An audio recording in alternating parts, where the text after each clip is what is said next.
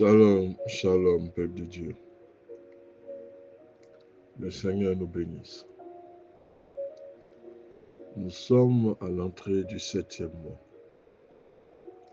Les mois vont vite.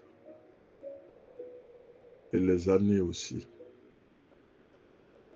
La seule chose que le Seigneur nous demande, c'est de retourner vers lui. De marcher dans la repentance. D'abandonner les œuvres mortes, les œuvres de la chair.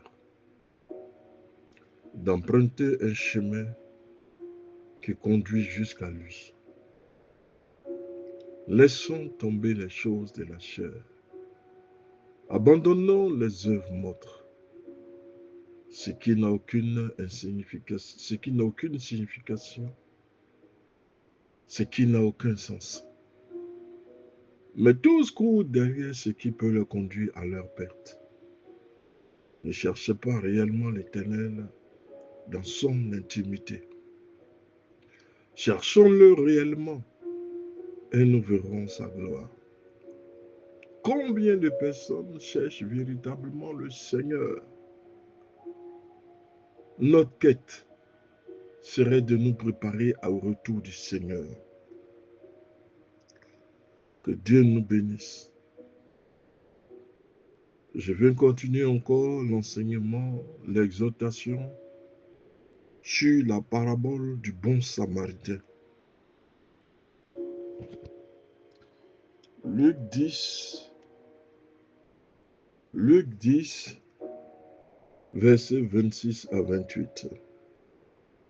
Jésus demanda, qu'est-il écrit dans notre loi? Et Jésus qui répond, tu as bien dit, tu as bien répondu.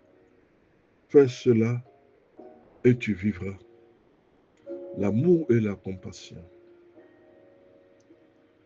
sont des éléments qui sont vraiment essentiels à la survie, à l'existence de l'humanité. Lorsqu'il n'y a pas d'amour, il n'y a que la haine. Il n'y a que la violence. Et il n'y a que des comportements haineux. L'amour et la compassion sont deux choses qui ajoutent encore à ta vie. Apprenons toujours en tant qu'enfants de Dieu à manifester l'amour et la compassion. Nous ne devons pas retrouver au sein d'une église des gens qui sont en train de se battre.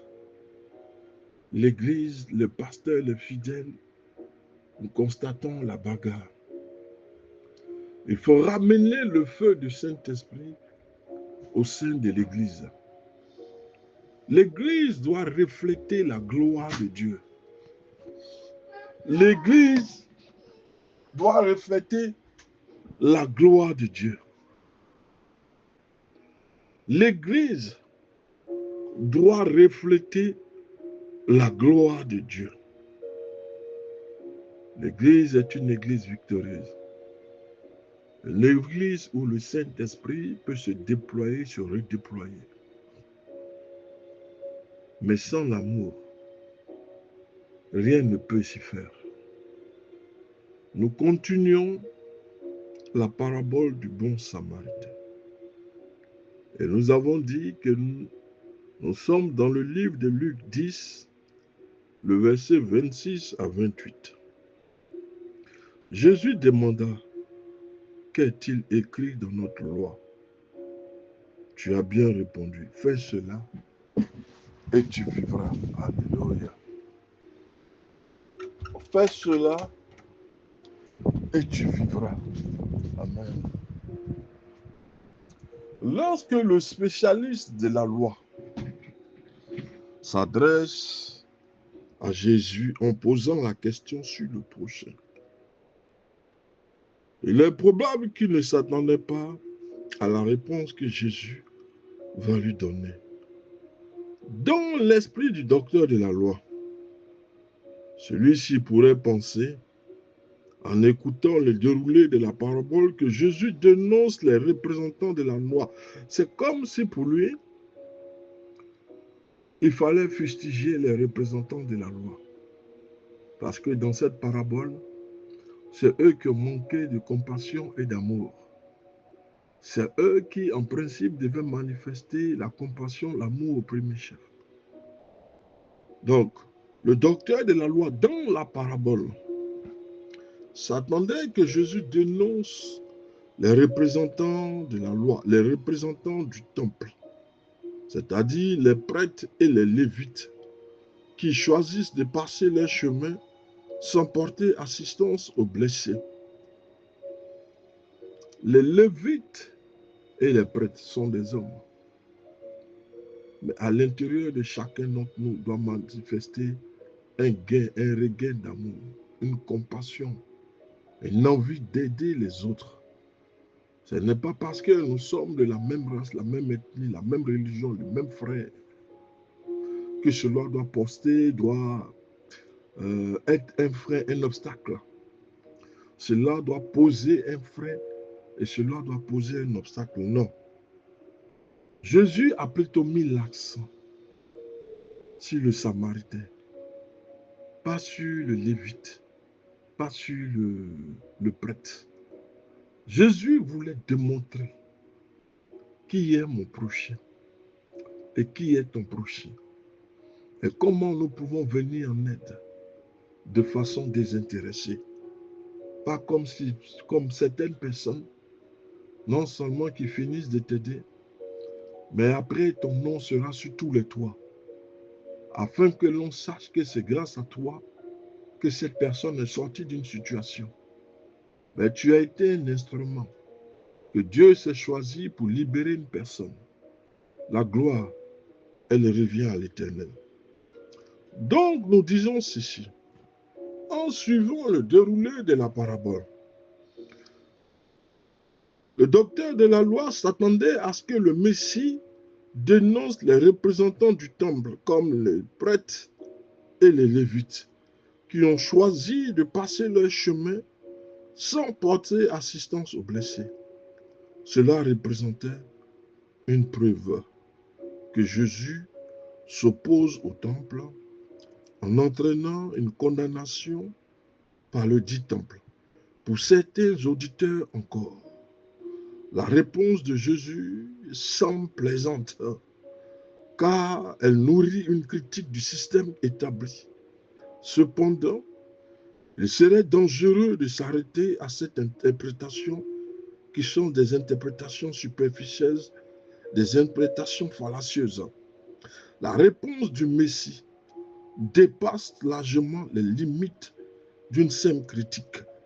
Il n'est pas là pour porter critique à qui que ce soit, mais il est là pour nous démontrer le chemin à suivre.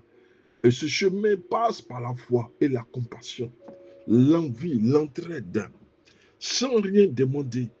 Le Seigneur n'est pas venu critiquer, mais il est venu aider les chrétiens à s'en sortir.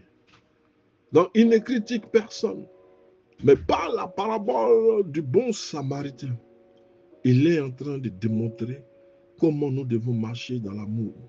Nous devons proscrire la haine. Nous devons proscrire la bêtise humaine. Et nous devons marcher selon la volonté de Dieu. Sa réponse n'est pas une critique. Jésus ne se contente pas de pointer du doigt les comportements des autres. Il met ses auditeurs en face d'eux-mêmes et par prolongement, il parle de notre propre responsabilité. C'est ainsi que se trouve la profondeur de son enseignement. En désignant le Samaritain comme le véritable prochain, le Messie nous appelle à élargir notre compréhension de l'amour et de la compassion. La parabole nous interpelle également sur notre manière d'approcher les réponses que nous recevons dans notre quête spirituelle. Souvent, nous cherchons des réponses qui confortent nos opinions, nos préjugés. Et c'est ce que nous sommes amenés à contempler la plupart du temps dans des débats de rue où chacun interprète la Bible pour soutenir maladroitement certaines choses, certains préjugés. Nous devons lire la Bible au regard des Écritures. L'interprétation ne peut pas être fragmentée au profit d'un ou d'un autre. Mais la parole de Dieu doit nous mettre d'accord sur la vérité qu'elle enseigne. Que Dieu nous bénisse. Alléluia. La parabole nous interpelle également sur notre manière d'approcher les réponses que nous concevons dans notre quête spirituelle. Souvent, nous cherchons des réponses qui nous confortent dans nos opinions, dans nos préjugés. Nous avons tendance à filtrer les enseignements pour n'en retenir que ce qui nous convienne. Alors prenons un moment pour réfléchir à notre propre attitude face à nos réponses que nous recevons, que ce soit dans la lecture des Écritures, dans nos actions quotidiennes. Sommes-nous ouverts à une vérité qui pourrait nous déranger? Acceptons-nous de remettre en question nos propres comportements et croyances pour mieux incarner l'amour? Parce que l'amour rejette les opinions, les préjugés, les croyances abjectes. L'amour, c'est la relation que je puisse avoir avec mon prochain. Si je puisse l'aider à avancer, à progresser. Nous devons manifester l'amour et la compassion. La méditation sur cette parabole nous invite à aller au-delà de nos conforts et à répondre à l'appel de Jésus qui nous pousse à agir avec bienveillance envers tous. Soyons attentifs à la richesse des enseignements qui se cachent derrière chaque réponse. Nous devons même demander à l'Esprit de Dieu de nous guider, de nous orienter, afin que les réponses qui sortent de nos méditations soient des réponses à l'image, à la gloire de Dieu. Cherchons toujours une chose, l'amour et la compassion. Deux éléments qui font grandir dans le spirituel. Que Dieu nous bénisse. Le pasteur Samuel.